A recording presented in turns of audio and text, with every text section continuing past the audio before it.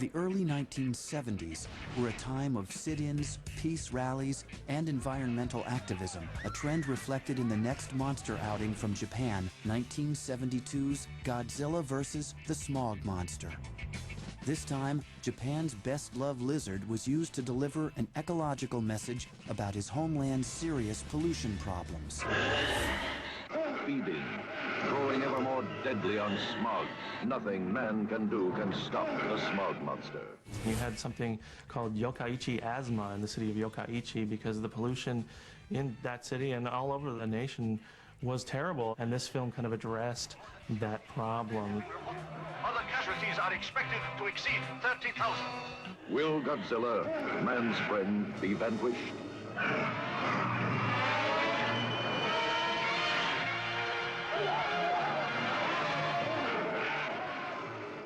It's like a Godzilla film for the youth generation of the early 70s. You had these nightclubs with the liquid blobs being projected on the walls, very groovy, and the girl dancing wearing nothing but what appears to be body paint.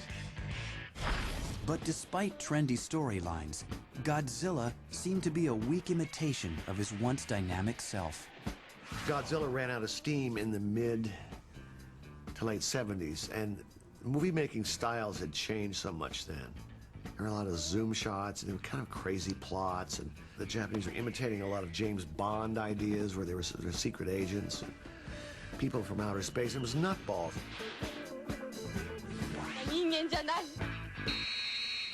But if Japanese monsters were slipping at the box office, they remained a beloved fixture on television, thanks to reruns and the Saturday morning cartoon series, The Godzilla Power Hour. Up from the depths, 30 stories high, breathing fire, his head in the sky, Godzilla, Godzilla. I grew up in Los Angeles where every Sunday afternoon they would play on the Creature Feature the old Godzilla movies, and I would watch these growing up, and I loved the films.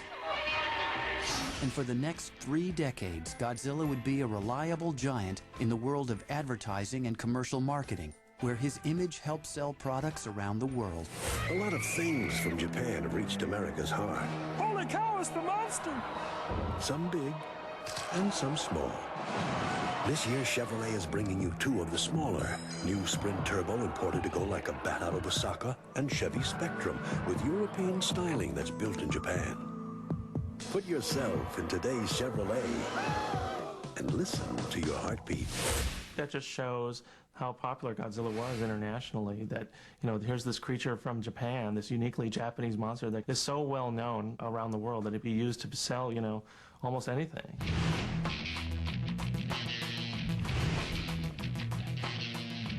By the mid-1970s, collecting Godzilla was becoming a big business. And since then, the size and sophistication of the Japanese monster collectible market has continued to grow. The U.S. put out a model kit. It was through their Aurora model company, and that was a big success. Japan recognized that, and they started to put out their own little vinyl toys based upon a similar likeness. And since those were so popular, they just decided to hit all the main characters like Baragon and Rodan, Ghidorah. The rarest toy in my collection would no doubt have to be the bronze Godzilla. That's the goal of every collector, to obtain that figure.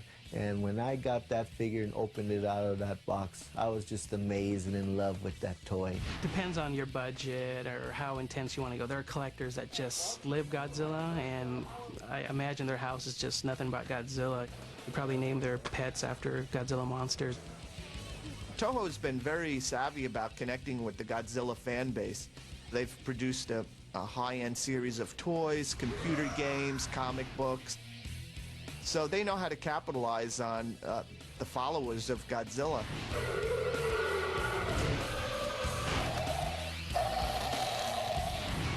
By the mid-1980s, Godzilla wasn't only living on collectors' shelves. After a decade away from movie theaters, he was ready for another big screen close-up. In 1984, Godzilla's creator, producer Tomoyuki Tanaka, decided to take Godzilla back to basics with a direct sequel to the 1954 classic that started it all. The result, Godzilla 1985, went on to become a financial success across Japan.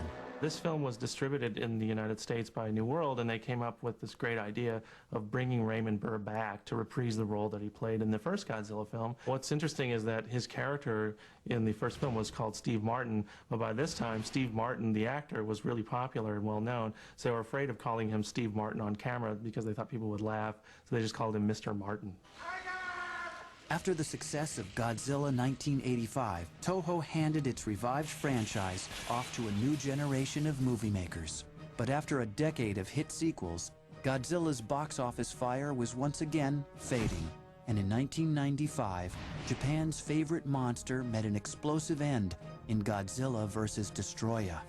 Godzilla vs. Destroya, Godzilla actually nukes out at the end and he has a meltdown.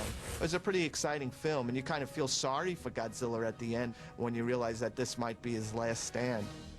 The poetic thing about all of this is that Tomoyuki Tanaka, who produced the first Godzilla film, shepherded Godzilla throughout his entire career and actually produced Godzilla vs. Destroya, and Tanaka actually died 2 years later. He followed the monster throughout its entire career up to that point. When Animal Icons returns, Japan's most famous monster goes Hollywood.